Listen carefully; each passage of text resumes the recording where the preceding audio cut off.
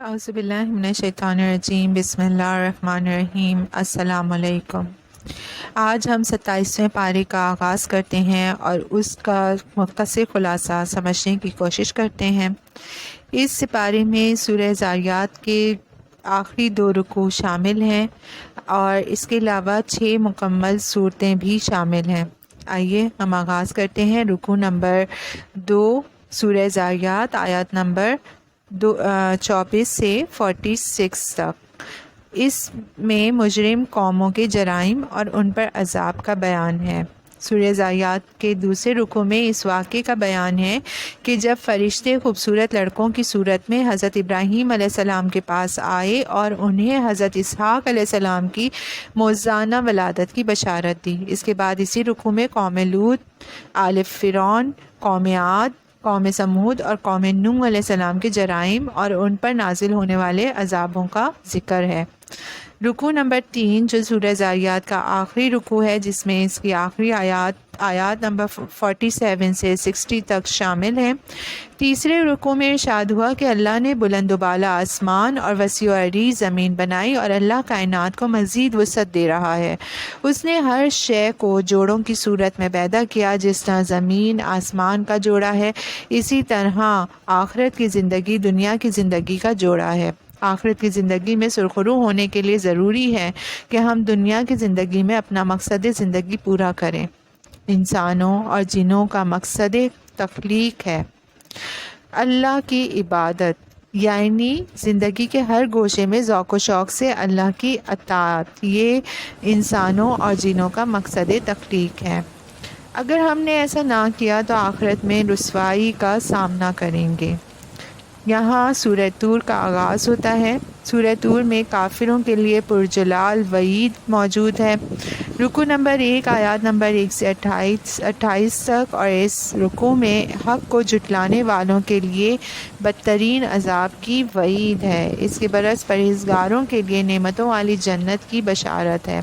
جنت میں نیک انسان کو اس کی نیک اولاد کے ساتھ رکھا جائے گا۔ اگر کسی کے اعمال کی کمی کی وجہ سے اس کا درجہ جنت میں نیچے ہوگا تو اللہ اپنے فضل سے اس کا درجہ بڑھا کر اوپر والے کے ساتھ کر دے گا۔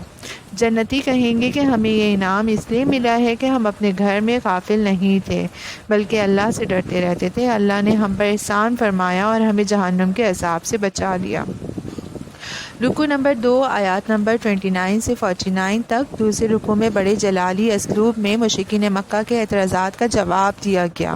وہ آپ صلی اللہ علیہ وسلم پر کاہن، مجنون اور شاعر ہونے کا بہتان لگا رہے تھے۔ جواب دیا گیا کہ یہ عقل کے اندھے غور کریں کہ کیا ایسے پاکیزہ کردار اور اعلیٰ اخلاق کے حامل ہستی کاہن، مجنون، شاعر ہو سکتی ہے؟ انہیں چیلنج دیا گیا کہ اگر قرآن کسی انسان کا بنایا ہوا کلام ہے تو پھر وہ بھی مقابلے میں قرآن جیسا کلام بنا کر دکھائیں۔ ان سے للکار کر پوچھا گیا کہ کائنات کس نے بنائی ہے؟ خود ان کی ذات کو کس نے بنایا ہے؟ کیا وہ خود ہی اپنے خالق ہیں؟ اگر وہ ہر درمی سے باز نہ آئے تو عن قریب اللہ کا عذاب انہیں گھیر لے گا۔ نبی اکرم صلی اللہ علیہ وسلم کو خوشخبری دی گئی کہ آپ صلی اللہ علیہ وسلم پر ہر وقت اللہ کی نظر کرم ہے۔ مخالفین کے اعتراضات کو صبر و تحمل سے برداشت کیجیے اور ان کے برے انجام کا انتظار کیجیے۔ اطمینان قلب کے لیے اللہ کا ذکر کرتے رہیے۔ یہاں سورہ طور کا اختتام ہوتا ہے اور سورہ نجم کا آغاز ہوتا ہے، اور سورہ نجم میں اللہ تعالیٰ کی بے مثال قدرتوں کا بیان موجود ہے۔ آئیے آغاز کرتے ہیں رکوع نمبر 1 آیات نمبر 1 سے 25 تک۔ پہلے رکوع میں آگاہ کیا گیا کہ نبی اکرم صلی اللہ علیہ وسلم اپنی خواہش نفس سے کچھ نہیں بولتے بلکہ وہی کہتے ہیں جو اللہ نے ان کی طرف وحی کی ہے۔ گویا ارشادات نبوی صلی اللہ علیہ وسلم بھی دراصل اللہ کی عطا کردہ ہدایت کا مظہر ہیں۔ قرآن حکیم اللہ کا کلام ہے جو بندوں تک 2 راویوں کے ذریعے پہنچا۔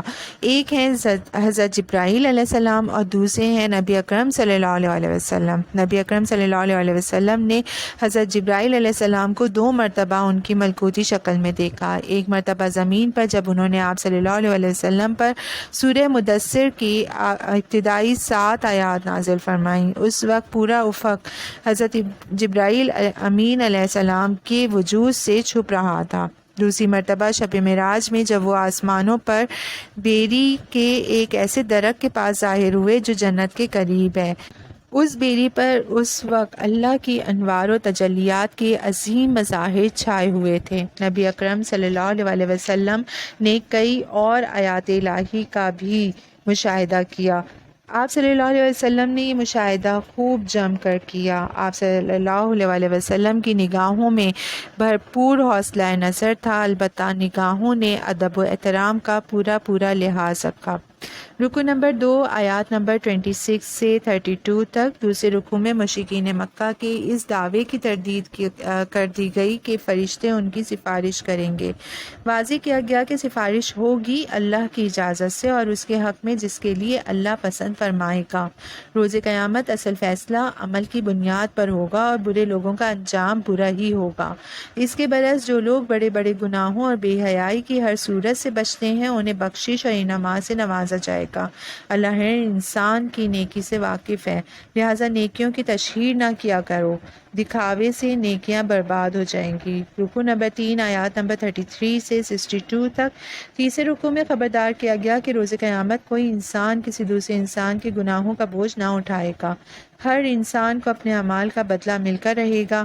عنقریب تمام انسانوں کے اعمال اللہ کی عدالت میں پیش ہوں گے اور اللہ ہر انسان کو اس کی اچھی یا بری کوشش کا پورا بدلہ دے گا۔ واضح کیا گیا کہ انسان سراپا اللہ کے اختیار میں ہے۔ خوشی، غمی، زندگی، موت، خوشحالی یا تنگ دستی دینے والا صرف اور صرف اللہ ہے۔ اللہ ہی نے سابقہ قوموں کو ان کی سرکشی پر ہلاک کیا۔ خیر اسی میں ہے کہ اللہ کے سامنے جھک جاؤ اور پوری زندگی میں اس کی فرمانبرداری اختیار کرو۔ اب سورہ قمر کا آغاز ہوتا ہے جس میں اللہ کے غیظ و غضب کا پرجلال مظہر پیش کیا گیا ہے۔ رکوع نمبر 1 آیات نمبر 1 سے 22 تک۔ پہلے رکوع میں مشرکین مکہ کے لیے سخت وعید بیان کی گئی۔ وہ واضح نشانیاں دیکھ کر بھی حق کو جھٹلا رہے ہیں، لہٰذا انہیں دنیا و آخرت میں تباہی کا سامنا کرنا پڑے گا۔ ان سے پہلے قوم نوح اور قوم عاد نے بھی ایسی روش اختیار کی۔ قوم نوح کو اللہ نے زبردست طوفان اور قوم عاد کو تیز آندھی کے ذریعے ہلاک کر دیا۔ اس سورہ مبارکہ میں 4 مرتبہ یہ مضمون بیان کیا گیا کہ ہم نے قرآن کو سمجھنے کے لیے آسان کر دیا ہے، تو کوئی ہے جو اس سے نصیحت حاصل کرے؟ قرآن حکیم ایسی مشکل کتاب نہیں ہے جسے صرف علماء کرام ہی سمجھ سکتے ہیں۔ اللہ نے اس قرآن کے ذریعے ایسے لوگوں کو ہدایت دی جن کے بارے میں خود قرآن کا تبصرہ ہے کہ وہ لوگ اس سے پہلے کھلی گمراہی میں تھے، یعنی یہ آل عمران کی آیت نمبر 164 ہے اور اس کا ترجمہ ہے یہ کہ وہ لوگ اس سے پہلے کھلی گمراہی میں تھے۔ قرآن تمام لوگوں کے لیے ہدایت ہے۔ قرآن بڑے سادہ اور عام فہم اسلوب میں ایک انسان کو آگاہ کر رہا ہے کہ اسے اللہ کی رضا اور آخرت کی فلاح کے حصول کے لیے کیا کرنا ہے اور کیا نہیں کرنا۔ البتہ قرآن کی تفسیر کرنے یا اسے احکامات اخذ کرنے کے لیے چند بنیادی علوم سیکھنا ضروری ہیں اور یہ سعادت علماء کرام ہی حاصل کر سکتے ہیں۔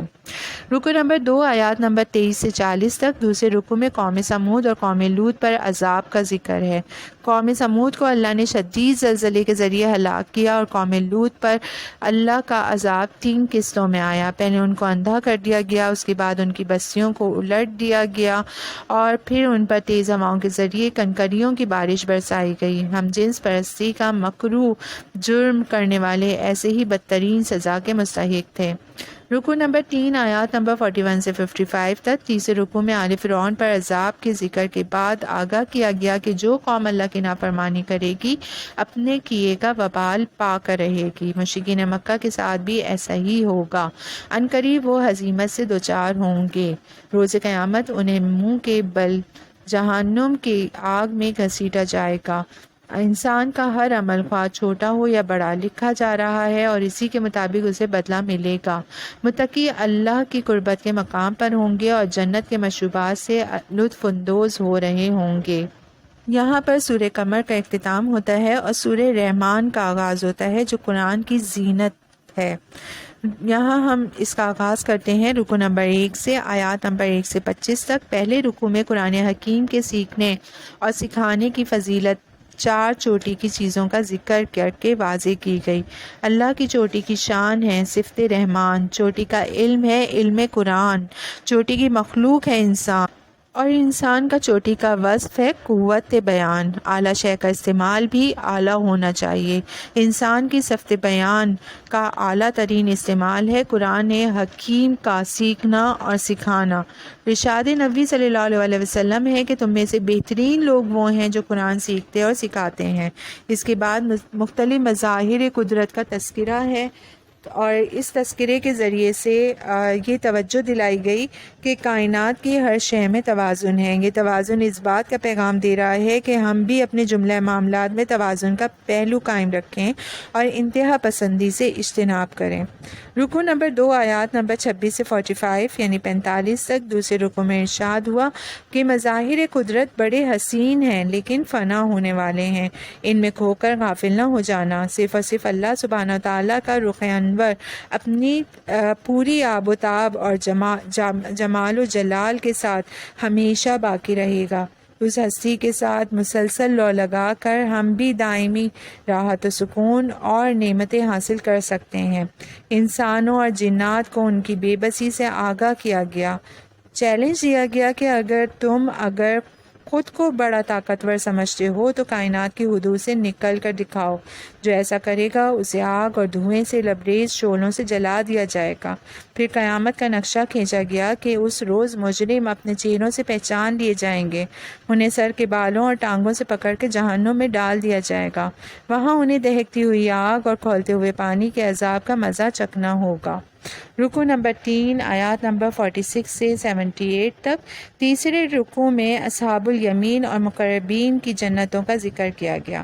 اصحاب الیمین وہ سعادت مند ہیں جنہوں نے نامہ اعمال دائیں ہاتھ میں دیا جائے گا۔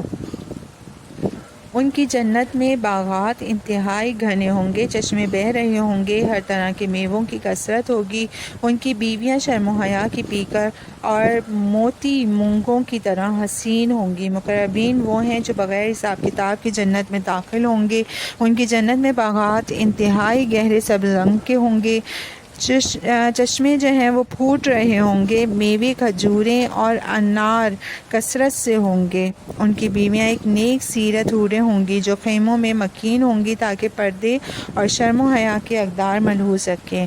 وہ نفیس بچھونوں پر ٹیک لگائے تشریف فرما ہوں گے۔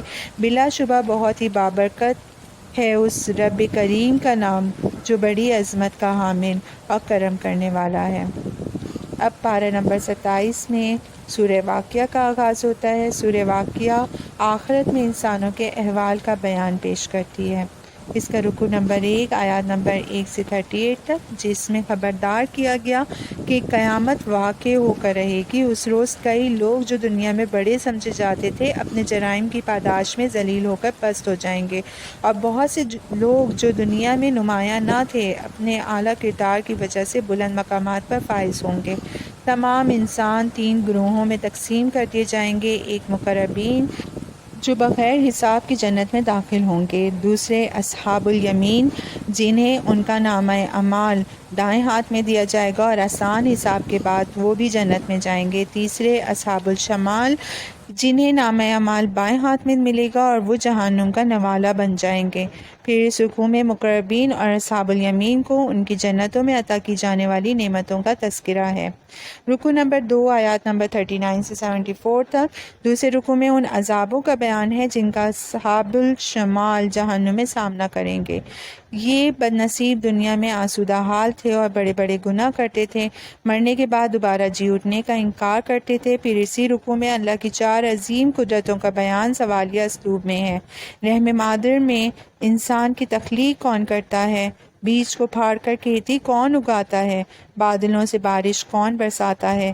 انسانوں کے فائدے کے لیے آگ کس نے بنائی ہے؟ بلا شبہ یہ تمام قدرتیں اللہ ہی کی ہیں، اور اللہ ہمیں اپنا ذکر اور شکر کرنے کی توفیق عطا فرمائے، آمین۔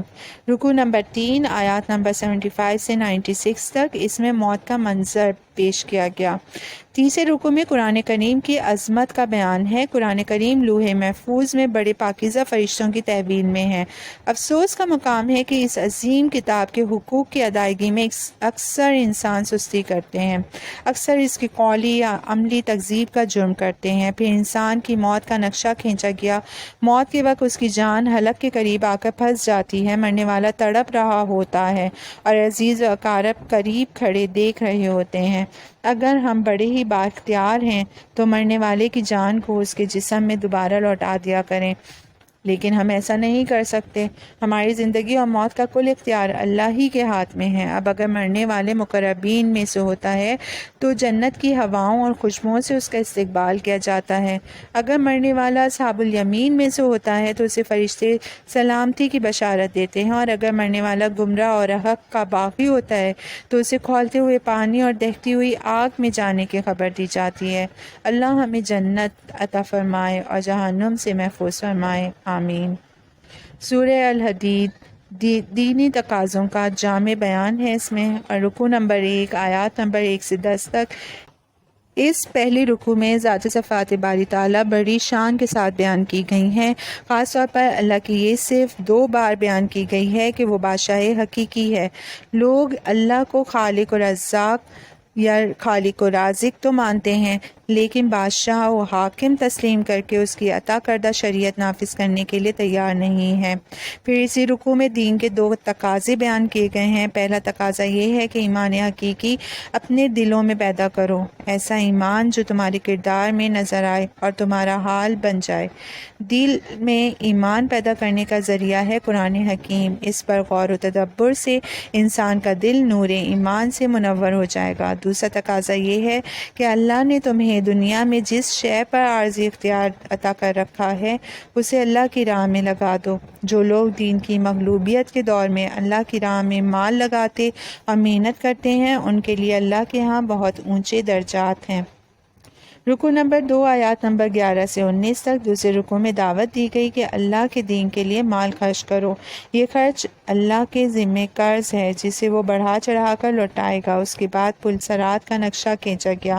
یہ پل ایک تاریک راستہ ہے جو جہنم کے اوپر سے گزرتا ہے۔ دین کے تقاضے ادا کرنے والے 2 نوروں کی روشنی میں پل صراط کا تاریک مرحلہ عبور کر کے جنت میں داخل ہو جائیں گے۔ ایمان کا نور ان کے سامنے ہوگا اور دین کی خدمت کا نور ان کے دائیں طرف۔ دین کے تقاضے ادا نہ کرنے والے منافق قرار پائیں گے، وہ نور سے محروم ہوں گے اور ٹھوکریں کھا کر جہنم میں گر جائیں گے۔ اہل ایمان کو پکار کے کہیں گے کہ کیا ہم دنیا میں تمہارے ساتھ نہیں تھے؟ تو کہیں گے ہاں، لیکن تم مال اور اولاد کے فتنے کا شکار ہو گئے۔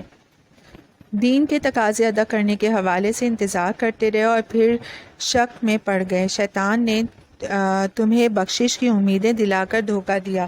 اب تمہارا حشر جہنم میں کافروں کے ساتھ ہوگا۔ اس کے بعد جھنجھوڑا گیا کہ اب بھی وقت نہیں آیا کہ اہل ایمان کے دلوں پر رقت طاری ہو اور وہ منافقت کے برے انجام سے بچنے کے لیے دین کے تقاضے ادا کریں۔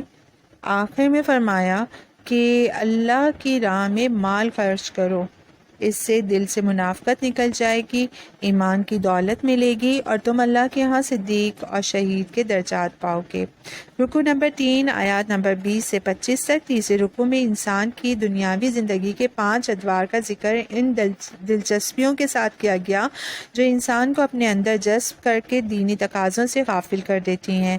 یہ 5 ادوار ہیں: بچپن کا معصومانہ کھیل، لڑکپن میں کھیل تماشا اور تفریحات کی لذت، جوانی میں زیب و زینت کا اہتمام، ادھیڑ عمر میں ایک دوسرے سے آگے نکلنے کی دوڑ، اور بڑھاپے میں مال و اولاد کی کثرت کی ہوس۔ دنیاوی زندگی بالکل کھیتی کی مانند ہے جو بڑھتی ہے، عروج کو پہنچتی ہے، لیکن پھر زرد ہو کر خشک ہوتی ہے اور چورا چورا ہو کر مٹی میں مل جاتی ہے۔ کھیتی خاتمے کے بعد دوبارہ زندہ نہ ہوگی، لیکن انسان کو مرنے کے بعد دوبارہ زندہ ہونا ہے اور اپنے اعمال کا صلہ پانا ہے۔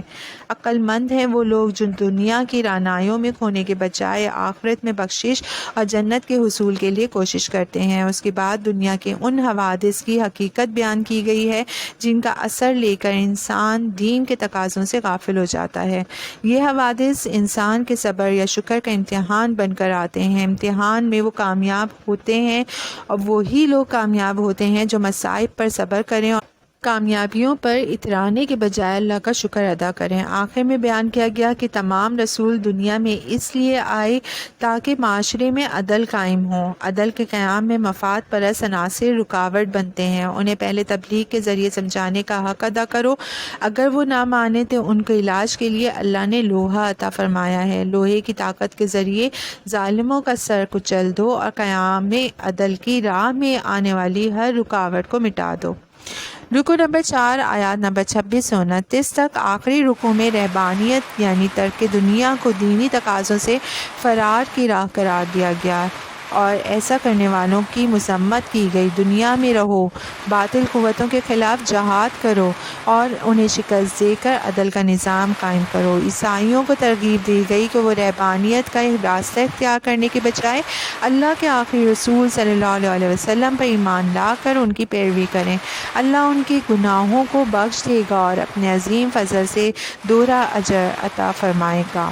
اس صورت کے ساتھ پارہ نمبر 27 کا اختتام ہوتا ہے۔ آئی ہوپ آپ لوگوں کو آسانی سے سب سمجھ آ رہا ہوگا۔ اب ہم انشاءاللہ نیکسٹ ویڈیو میں پارہ نمبر 28 کو سمجھنے کی کوشش کریں گے۔ اللہ ہم سب کے جائز دعاؤں کو قبول فرما، سب کو سیدھی راہ پہ چلا اور ہمیں نیک اعمال کرنے کی توفیق عطا فرما۔ آمین ثم آمین۔ شکریہ۔